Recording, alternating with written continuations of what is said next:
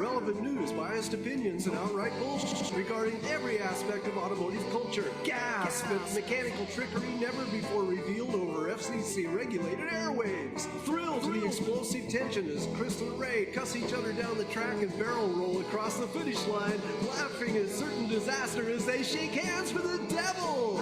All that and much more this Sunday at high noon on the Motormouth Radio Hour. Call in and speak live with the Wizards of Speed and live feed, Chris Switzer and Ray Garino.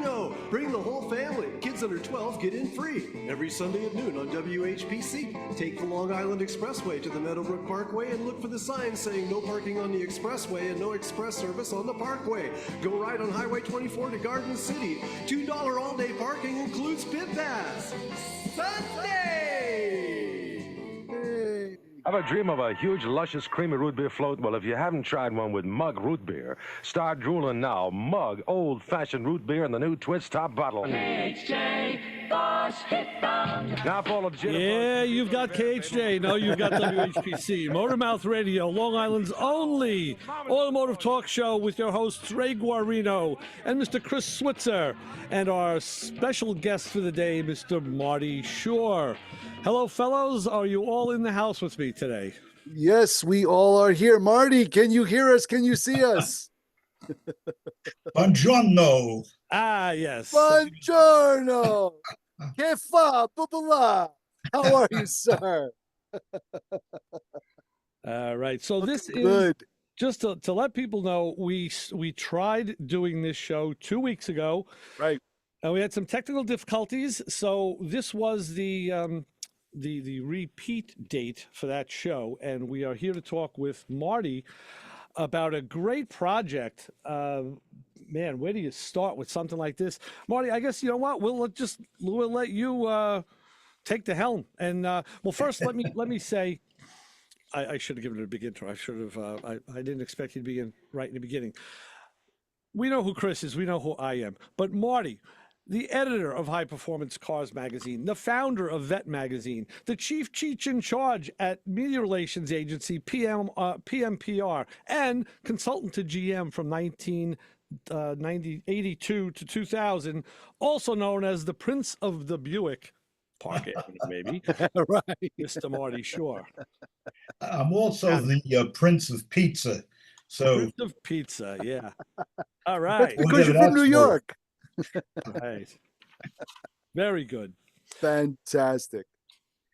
That's perfect. Marty, it was a lot of fun having Billy on the last show.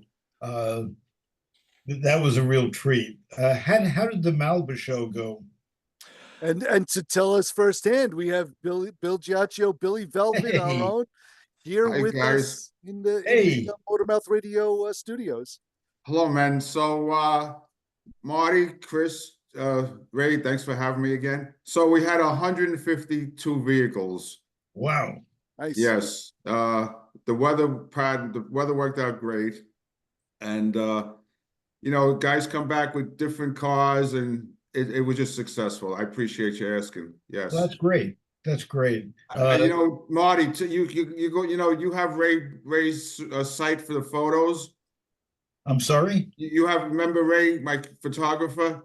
Yes, sure. Those photos are available. If you don't go online yourself, I'll text you the site. Okay, at least I can look at some of the cars that were there. There you go. Yeah. You guys always seem to pick some really great collection of eclectic cars. I mean, from antiques to muscle cars to sports cars to Corvettes. I'm happy that there are guys that don't take their cars out, and the only time they want to take them out is to come to the Malibu show. So that makes me feel good. All right, but thank you. Yeah. Good. So good. Marty, come on, I'm waiting to hear what's going on now with the Corvette. I keep on trying to retire, and they won't let me. They won't let you. Boy, is that familiar. Yeah, I have that issue too. It's either someone drags me back in, or a project drags me back in, or I get a free lunch and I'm hooked already. That's all it takes, Marty? That's all it takes. I'm easy. That's the old expression, yes. But I had lunch one day with my friend Mike Morse, and he was a drag racer, a road racer, serious historic car racer, and he's telling me that he wants to go to the Mille. And I said, "Oh, that's nice," and I want to race at Le Mans, but that's not going to happen. He says, "Well, we're going to do it." I said, Now, "Okay." now the Miglia is a fascinating race that happens in Italy, correct? Right. And it's 1,000 miles on roads between Rome and Brescia. And it started in 1927 as more of a road race than a rally. And in 1957, a car crashed and killed 9 people, and the race was over. It was a Ferrari, and it was highlighted in the movie Ferrari.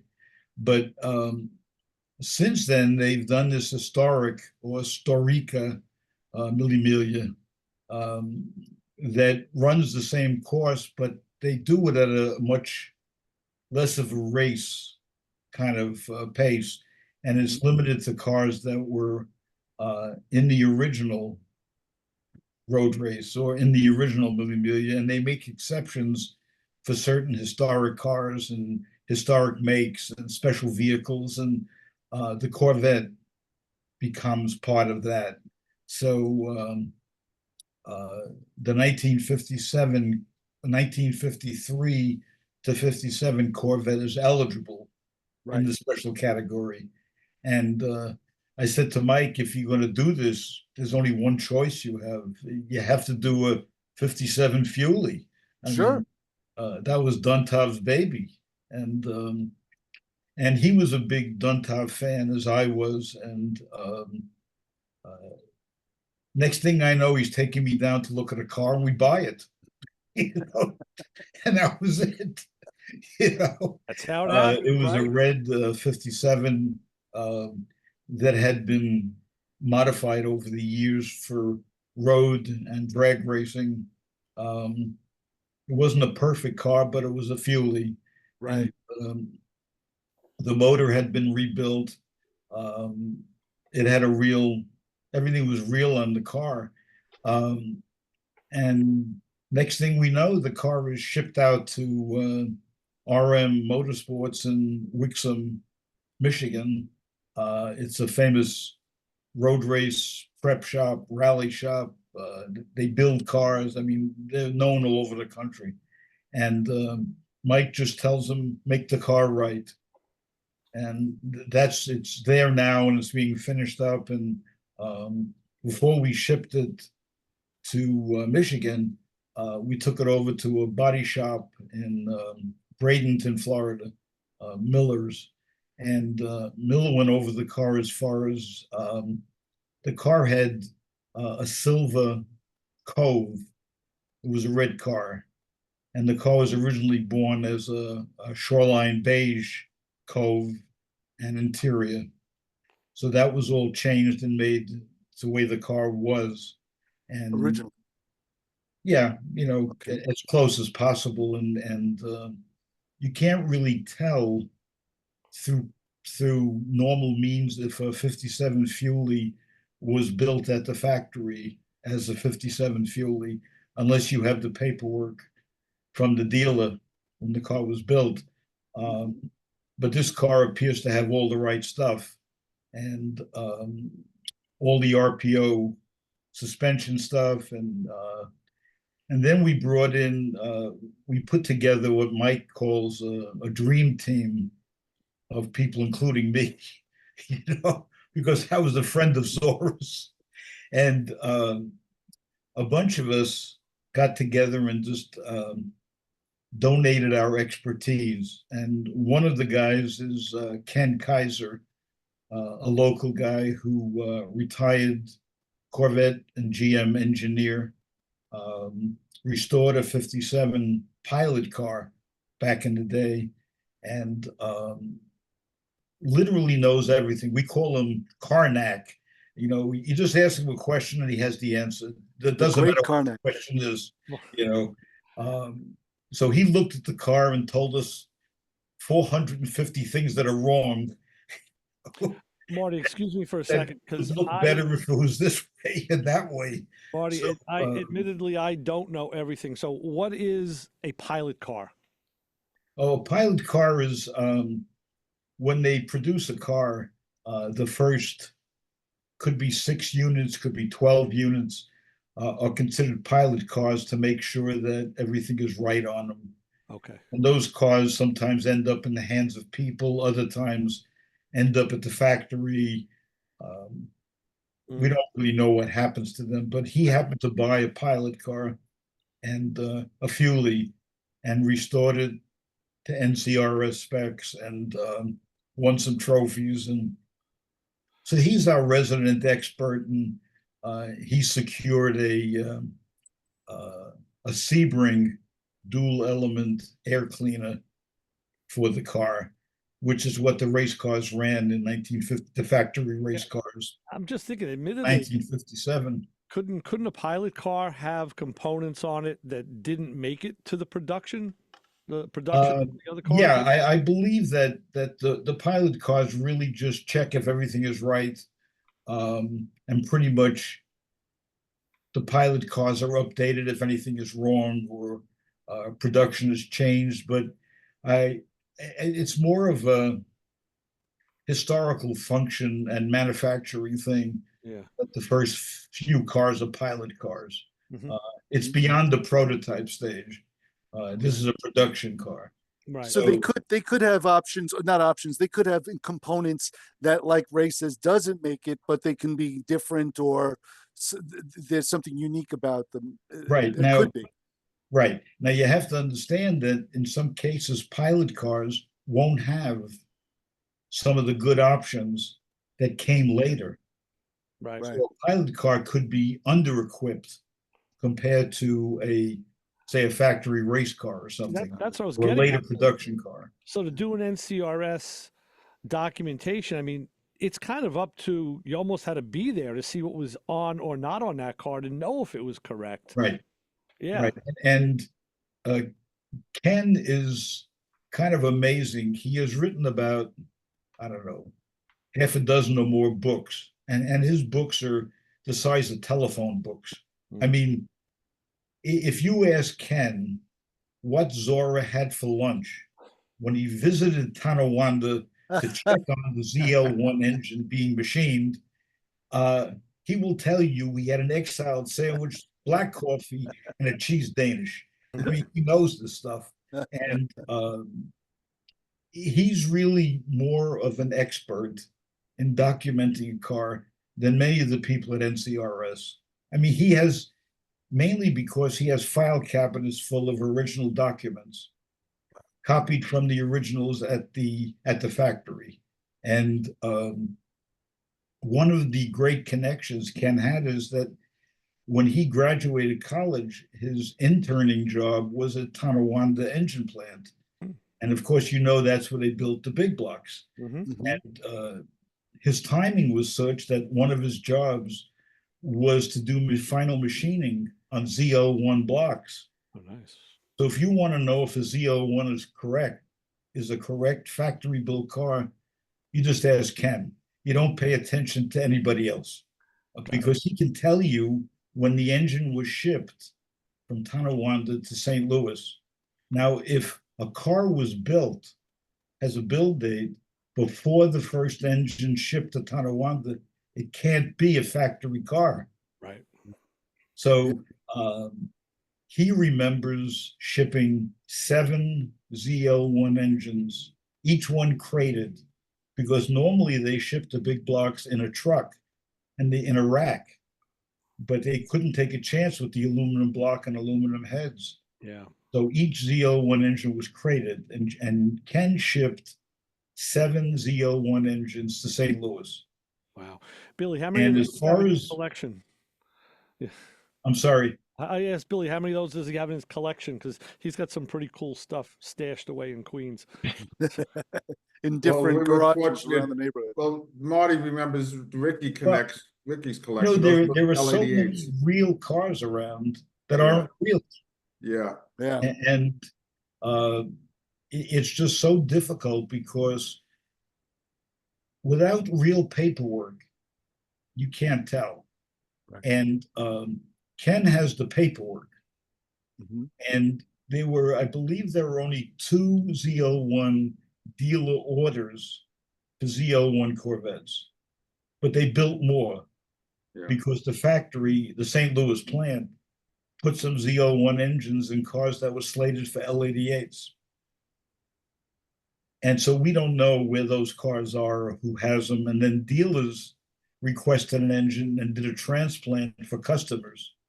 And that's Mar- not a real car. Marty, what year Corvettes are we talking about in this? 69. Oh, okay, okay. Yeah. Yeah, that's what I was hoping you'd say that. But you know, back to the 57, Ken has been this valuable, you know, walking encyclopedia. And so he's part of the team, and we have the guys at RM Motorsports, Tony Pardo and Bud Bennett. We have John Cutrone, who's the team manager because he speaks Italian. You know, we need somebody who speaks Italian. Yes. And he also knows food and hospitality in Italy, so he's going to take care of the team when they're over there. Let me see who else we have. So Marty, you're Yeah. not going to be going. I'm not going to be going because someone has to answer the phone here. You know, They make a machine for that. since I don't Marty, speak yeah. Italian, I'm not going to deal with Italian journalists. We have a couple of co-drivers to go with Mike to Italy and to Virginia in October because we're going to run the 1,000-mile warm-up in Virginia. And the co-driver for that's going to be Larry Ligas, who owns Predator Performance in Largo, Florida. And he's one of the top Jaguar racers in the country and a friend of Mike's and all-around race car builder. He's going to co-drive. And then Bud Bennett's going to go to Italy for the Miglia. And we also have a couple of guys out in the Pacific Northwest who wanted to join the team. One of them is a guy named Larry Webb, who has an incredible Corvette racing resume that goes back to 1957, and he is the Corvette whisperer. I mean, whenever the guys from that area go to historic races, it's Larry who does their fuel injection and tunes the car at the track. So he donated his services and his expertise to work with us. And one of his friends and Corvette friends is Jake Angel from Bainbridge Island in Washington. And he runs a 60 Fuelie Corvette in historic racing, beautiful car, a car that was never a road car. Chevrolet built it and sent it to have it race prepped, and it's never been on the street. So he runs this car. And an interesting story, Jake was at the Rolex Historics in Monterey, and it was his first time there, and he came with a whole crew of Pacific Northwest racers. And on the last day of racing, he was in the pits, and some guy walked in the pit area and started looking at his car. And he didn't know who he was, and he was wearing a white button-down like dress shirt with Corvette Racing on the front. So he figured he must know something about Corvette racing. So he goes over and introduces himself, and it's Mark Royce, the president of GM.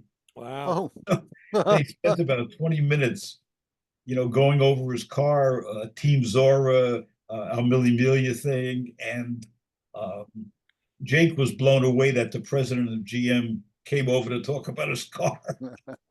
he was attracted to his car. And Go ahead, Mark. well, let me finish. When Yeah. about, I don't know, a week later, something like that, I get a note from Mark Royce.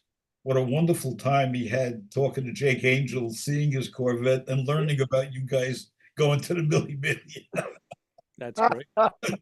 So what is what are we commemorating with Zora and the Mille Miglia? What is there a special event, an anniversary? Well, no, it's more it's more like Zora was a friend of mine for many years during the 60s and 70s. And it was not because I was a journalist, because he was friendly with most automotive journalists at the time. But once I got involved with Baldwin Motion and Joel Rosen started building the Phase 3 GT, Zora became a big fan and came to see the car at the New York Auto Show. Right, yes, great picture. And spent some time with Joel and I and loved the car. And I remember him telling Joel, I can't do his accent, but telling Joel, you can do stuff like this. I can't. I really love it. Marty, another guy who was associated with Zora in the race sense was our friend Frank Dominiani from High Speed Automotive in Valley Stream. Well, Frank was also a friend, and Frank was a SCCA champion with fuel-injected Corvettes. And Frank knew Joel, and Joel knew Frank, and Frank was very well connected at Chevrolet and at GM. He did a lot of race cars. He did a lot of street cars. He did road cars. So Frank, Frank had a great reputation, and I love the guy. He was just great. Besides his Corvette stuff, which I appreciated, he was a fantastic Italian cook. Yes. Yeah. He had a kitchen at the shop, and each year my wife and I would go out to his birthday party, and he would cook for everybody. I'm talking about 35 people, 40 people. And he would cook bluefish. He would cook. I mean, he was incredible, just incredible. And I had the ability, the fortune to be able to go and hang out at the shop with him in the later days. And he told me some stories of like skunk work type of stories, how Zora would ferry him parts for the fuel injection. Frank would take him and go out and race with him under his banner. And then, Monday morning report back and say what was working, what wasn't working, and they could make some changes. And I'm still in contact with his son to this day. Another great guy. And, he sends me a lot of, he ferries me some of the, as he goes through file cabinet upon file cabinet of history, he sends me a lot of the stuff that Frank had saved. The man it was amazing. Just the I'm friendly with him as well, and he's in Barcelona right now on vacation. Yeah. Yeah, we had the pleasure of interviewing him back in, I think it was like 2005. Actually, Frank, not his son, not Joe. Frank, yes. Yeah. Well, there was more of a connection because at the time, Jan Hyde, who was the registry of Corvette race cars, and owns a Fuelie Corvette that he bought when he was in college, he became friendly with Frank, mainly because Frank was able to tune up his car and stuff. And they became friends, and he bought his car. He bought the number 69 car that held the SCCA record, and he had it for a number of years. He road raced it in historic racing, and then I believe he sold it. It's in a collection at Mike Yeager's place, and so I'm friendly with Jan, and the whole Corvette community is part of this thing. And Mike Morse was a big fan of Zora, and when he was young, he would build engines in his family's garage in Pennsylvania and sell them. And he was a regular customer of Zora's cams and stuff that he would buy at the Chevrolet store. So he grew up as a fan. I had the relationship with him, and he suggested, how about we do the Spirit of Zora? Good for me. Great, yeah. That makes sense.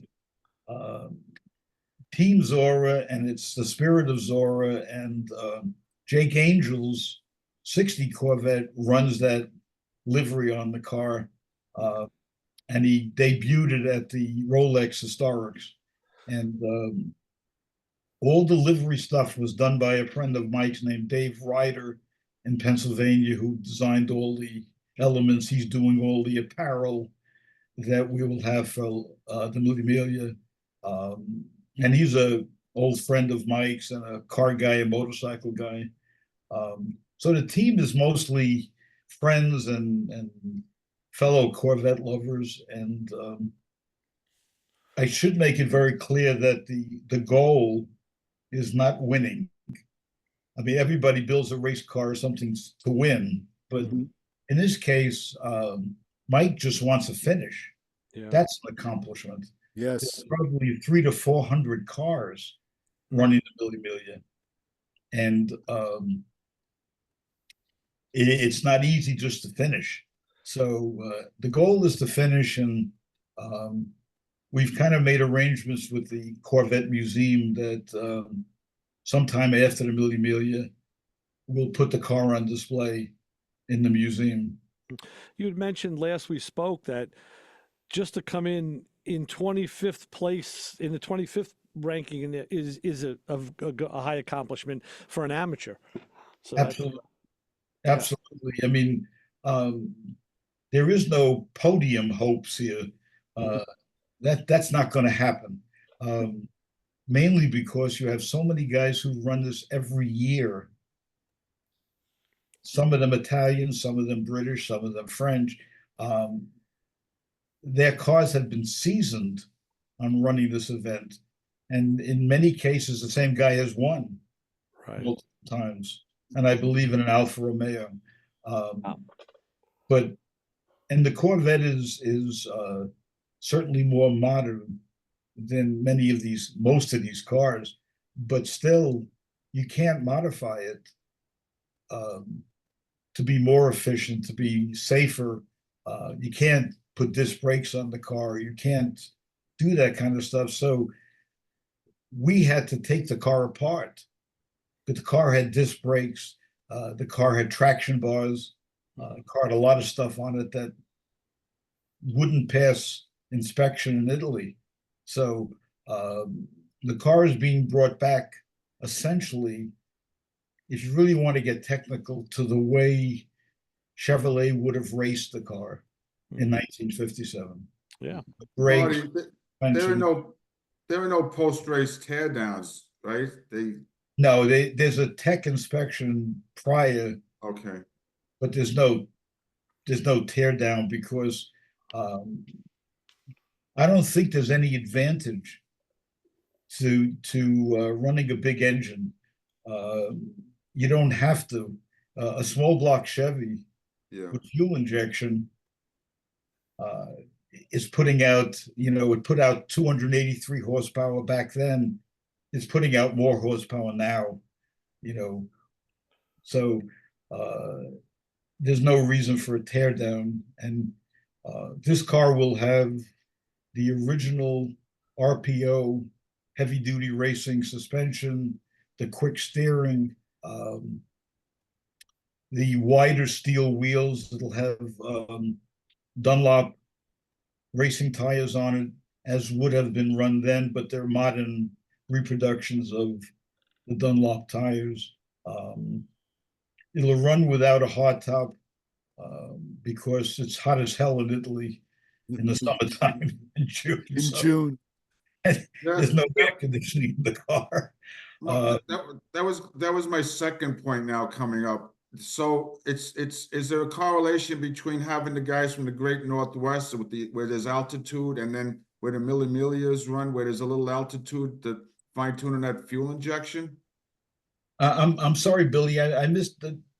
Is there a correlation that you got guys from the Great Northwest in Washington, right, running where there's altitude, and then going to Mille where there's some altitude, to fine tuning that fuel injection? Well, first of all, they're not going. They're not going. Okay. The only car that's going is our car, which is the Red 57.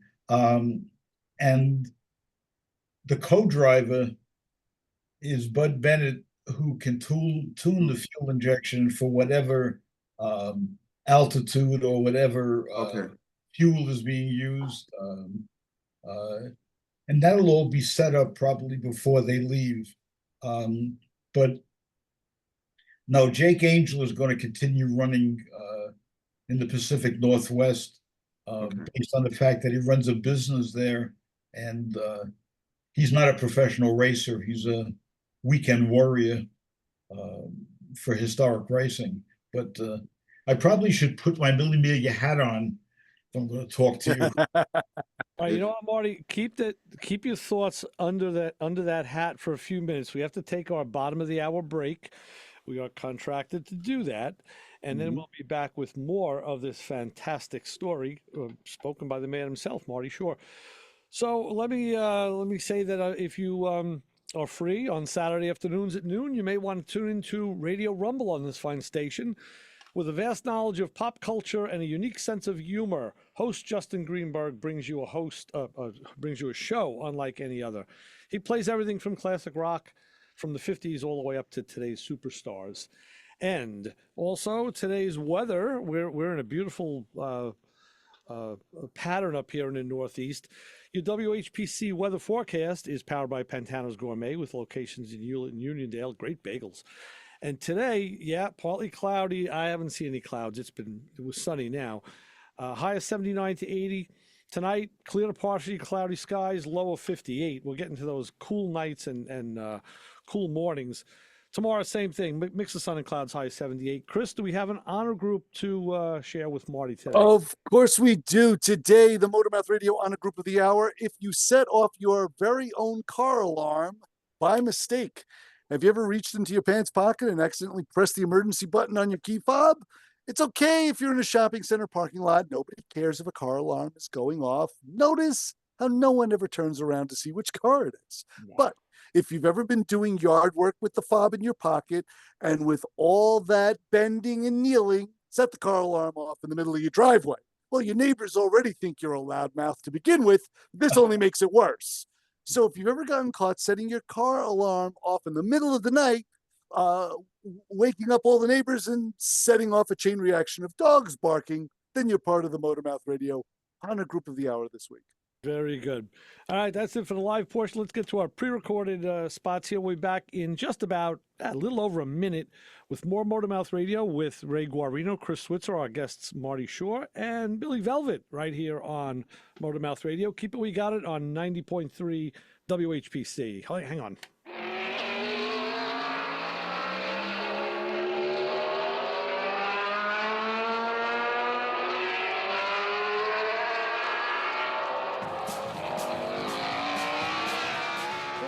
Answers to your car questions. Give us a call at 516-572-7440. Oh, I should have said the Motormouth thing. This show on 90.3 WHPC is brought to you by CarStar Celebrity Chase Collision, with 2 locations in Limerick and Oceanside, who remind you that New York state law says you always have the right to choose which shop will fix your car. CarStar Celebrity Chase Collision offers a full range of services, 24-hour towing between Montauk and Manhattan, shuttle service, and they can help you with a rental car arrangement if needed. All repairs include the CarStar Lifetime Nationwide Warranty, ensuring that the experts at Celebrity Chase Collision are always on your side. Y sí, hablamos español. More information is available at 516-593-0920 or online at celebritychasecollision.com. Hey, you, get over here. Every Sunday, 12 to 1, you are going to tune in to hear the Motormouths, my friends Ray Guarino and Chris Switzer. 90.3 FM, WHPC. You might learn something. You may learn how to hula, how to rumba, how to jumpa. You may learn how to learn to dance like Billy G over there. I don't know. We're back on Motormouth Radio. Ray Guarino, Chris Switzer with our guests Marty Schorr and Billy Velvet with us today. Fellas, we're back. Marty, take it away. Marty, I just have to ask, I'm looking at the Car Guy Chronicles, which you are involved with, and I was wondering if there's anything mentioned about Zora on the Car Guy Chronicles or on YouTube. Because I see, or Facebook, I should say, that you have Car Guy Chronicles as well. Is there anything mentioned there that we can tap into about Zora or the Mille Miglia? Well,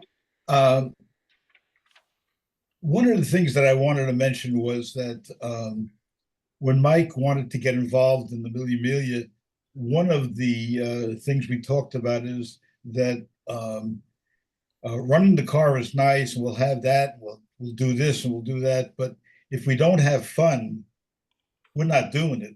Mm-hmm. We got to have some fun. And, Agreed. being on your show was part of having the fun because you guys are fun. Even Billy is fun, even though he's wearing a shirt and tie today. Billy, he dressed up for you, Marty. Well, it is Sunday. But Mike just went out and bought modern replica Dunlop racing suits from the 1950s. Oh, When they run the car at the events, they're going to be wearing Dunlop racing suits to match the Dunlop racing tires. And that's part of his having some fun. Marty, That's how great. much seat time have guys like Mark and the other drivers had in cars that were prepped for that era of driving? Because that's a whole nother way. You have to relearn how to drive a car.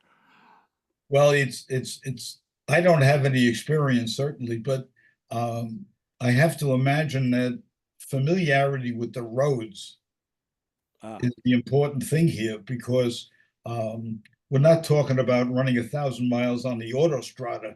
Mm.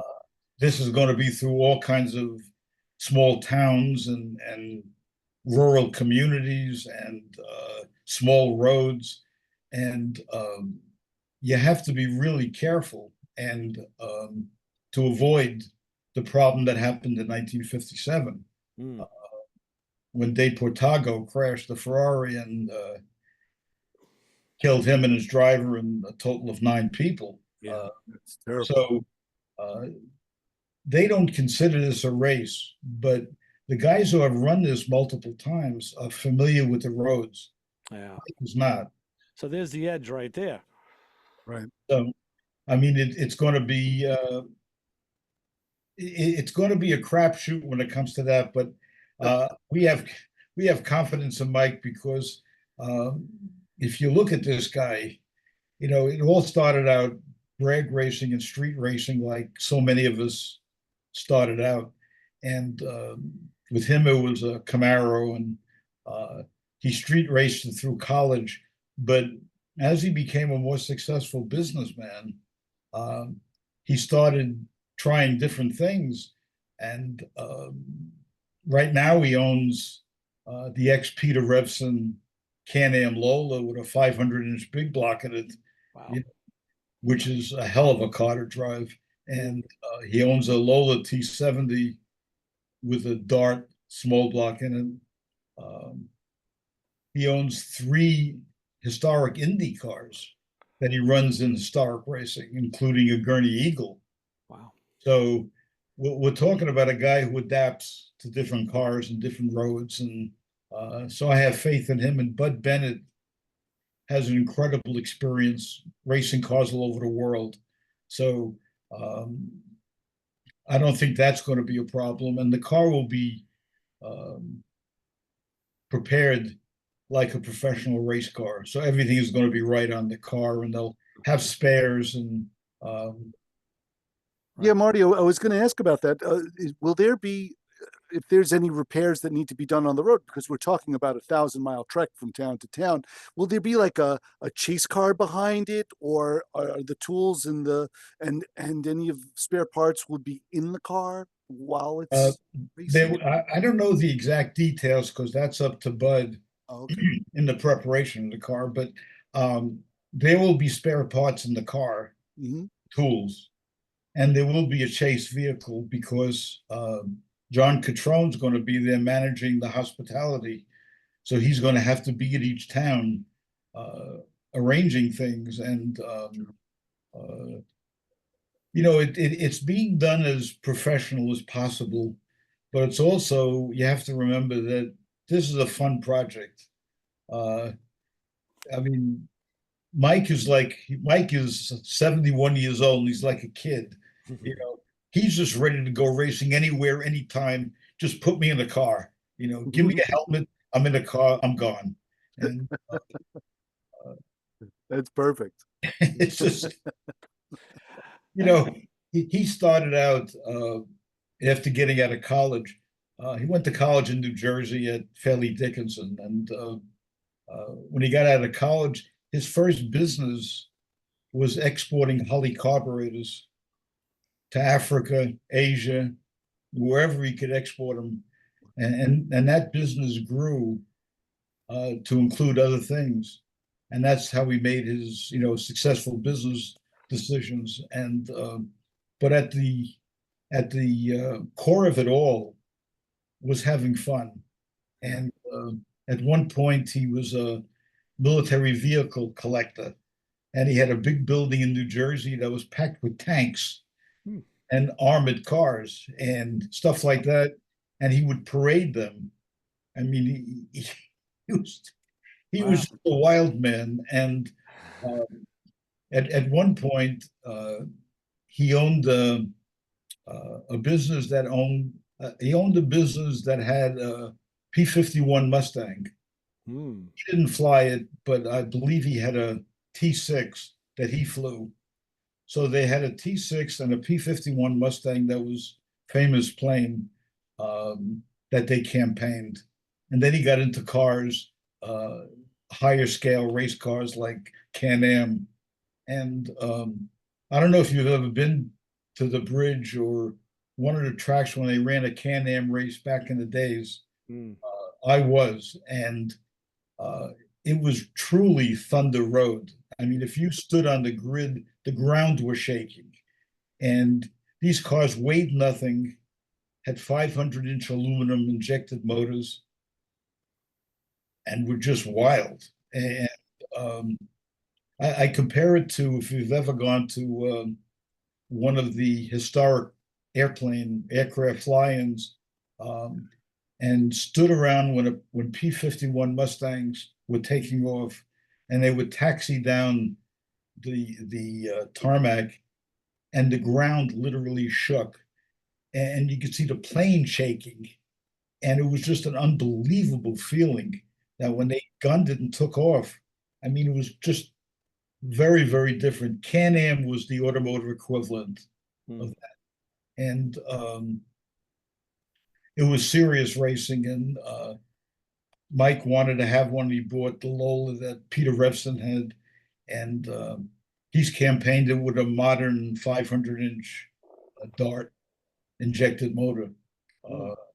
So, right now we're in the process of donating some of these cars to museums. Mike is phasing out of that kind of racing, and the Can-Am car is going to go to the Simeone Foundation Museum in Philadelphia. Down the road, we've made arrangements for that to happen, and the Gurney Eagle is probably going to go to the Indy Museum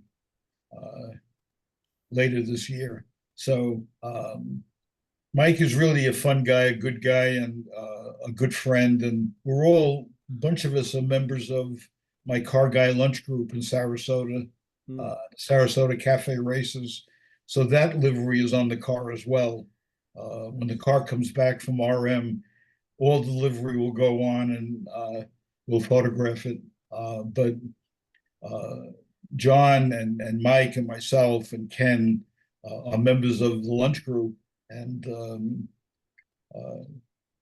it's all part of having fun. Yeah, it is. Leading as the elder statesman of whatever, Speaking of lunch, Billy, didn't you have a question about spaghetti and meatballs last time that you were asking Marty about? Well, I asked what the meatball, what the number was going to be on the car in the meatball space. I'm sorry, Billy. I didn't get that question. So on the nostalgia race cars, they used to have the round bullseye, the meatball. They called it the meatball, and there was a number in there. Is there any significant number for the car to run? All the Mille cars have that. Yeah. And, I think I remember your question from last time is, do we pick the number or do they pick it? Yes, right. I think they pick the number. They pick it, okay. It's your registration number that when you apply and everything. So they awarded a number. I'm pretty sure that the one in Virginia will get a number as well, and that's probably the number that'll go to the Mille in Italy. Okay. But we don't have too much control over that, and we have to keep delivery down to a reasonable amount so it doesn't look like a flying billboard. I'm sure that unless we have Gino's Pizza on the side of it, There but we go. How you talking? I was just at Gino's Pizza last week, as a matter of fact. Well, back in 1957, you never really saw cars. I mean, maybe they ran just a tire sticker over a fender. So I don't know if if they're keeping the car true to form, are they going to allow sponsorship decaling? well, the car is going. Excuse me. The car is going to be exactly like it would have came out been. of the factory Okay, or came off the dealer's right. lot, except for the livery and stuff that we're putting on it. Okay, We could have put halibrands on it, or reproduction halibrands, or one of the popular mag type wheels, but we stuck to the original 5.5-inch optional steel wheels, and the car is going to have all the fuel injection lettering on it, just the way it came out of the factory. And Ken Kaiser measured it with a caliper to make sure that it was exactly right, because he came to the garage with the blueprints for the car. Wow. So we knew exactly where the emblems had to be, and he made sure everything is right. And it also has one of the sexiest things about the car is it has the 8,000 RPM AC mechanical tack. Yeah, Cool. That was part of the racing package that Chevrolet sold on that car. And that sits on a steering column, and it has the radio block-off plate, which the race cars would have had. Sure. So it's, Mike wanted to make it as authentic as possible, so that when the car gets photographed in Italy and photographed in Virginia, it'll look like a car that Chevrolet would have competed with in 1957. So did those Can't have a cars, roll bar or a roll cage or anything like that. So I know the C2's got it, but did those cars get the big tank also for racing? that one doesn't. Okay. And I'm not sure about, I don't think there was a big tank. I'll check. Let me see. I know the C2's I had. think there was a big Right. tank option in 57. Yeah, I don't think there was a big tank option for the car. But Marty, I was just curious to know, were there ever Corvettes that competed back in 50, I guess you could say 53, 54, 55, and 56? Now the So 6-cylinder? No. so this will be. No. There was no Corvette that competed in the original. Right. Over the years, there has been, I think there's one other 57 Fuelie. It's a turquoise or a blue one that has run the event. I think he ran last year or the year before, or multiple times. It's a California car. I don't know if he's running in 25, but obviously there was only one that ran in the Storica, or the historical one. There was none that ran in the original. But because the Corvette, the C1, is such a unique car, when it's surrounded by all these vintage Italian, French, English cars, it really stands out. Yeah, that's what I was thinking. It's Yeah. going to really be a showstopper.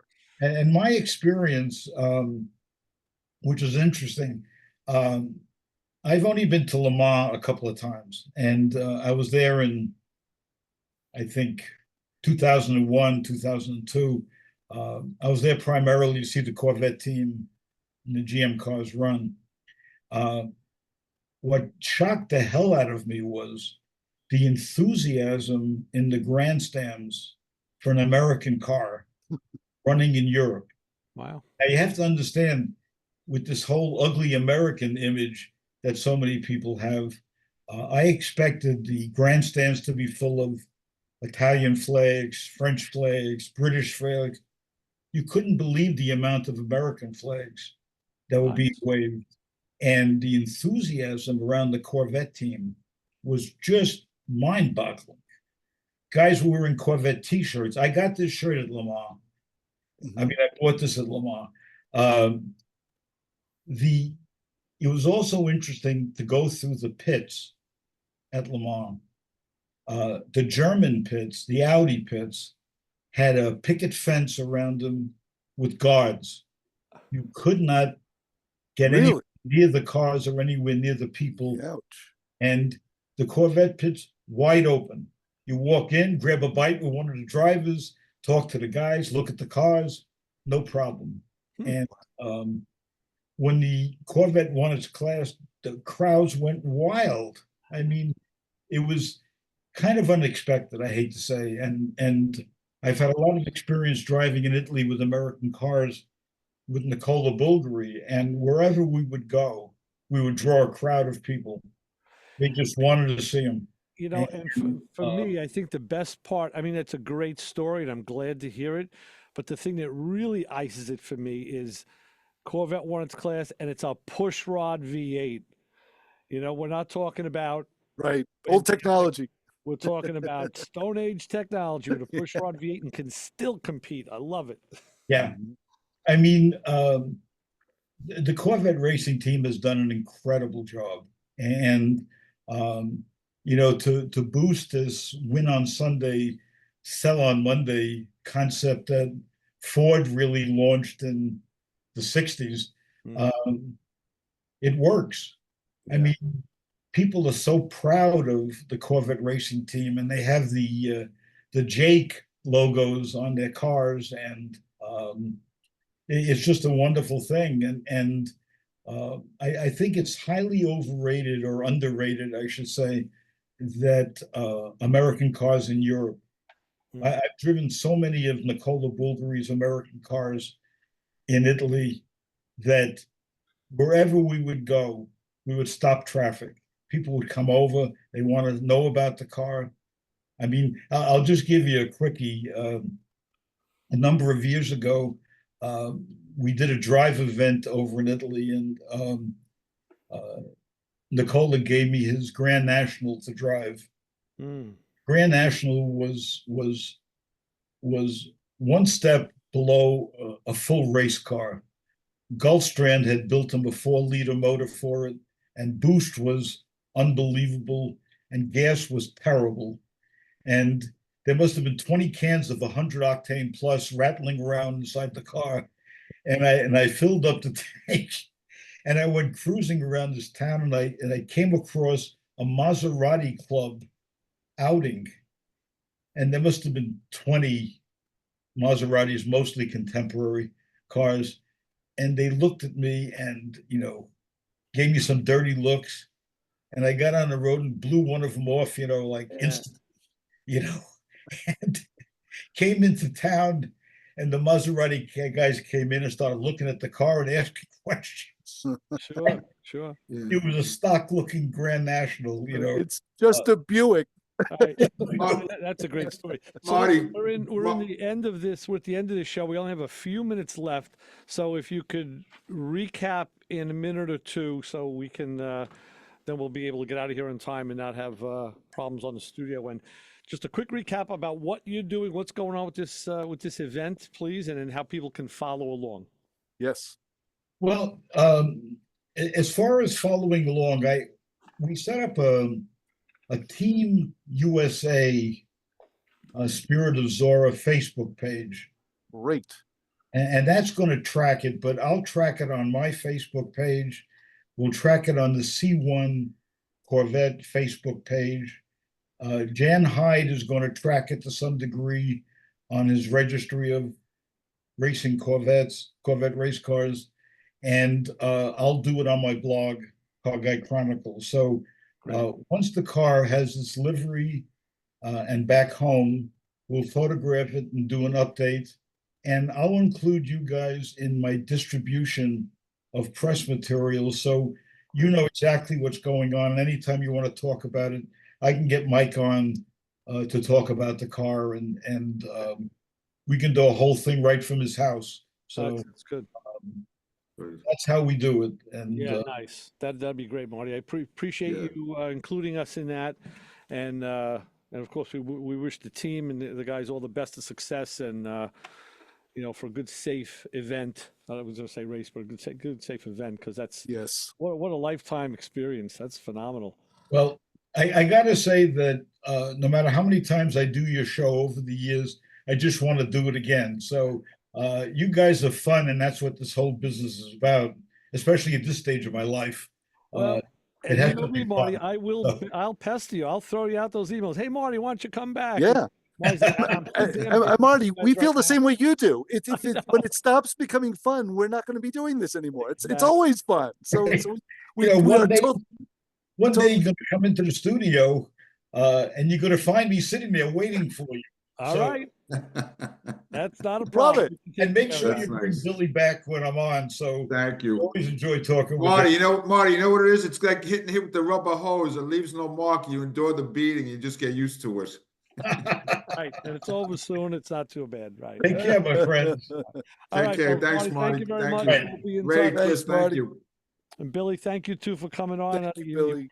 Absolutely. were quieter than you were last time. I thought you'd be a little more. No, I was Okay. intrigued. I'm intrigued. Yes. So enjoy you. your event today, and we'll speak Yes. to both of you guys very Alrighty. soon. Mhm. Thank you. very Bye bye much. now.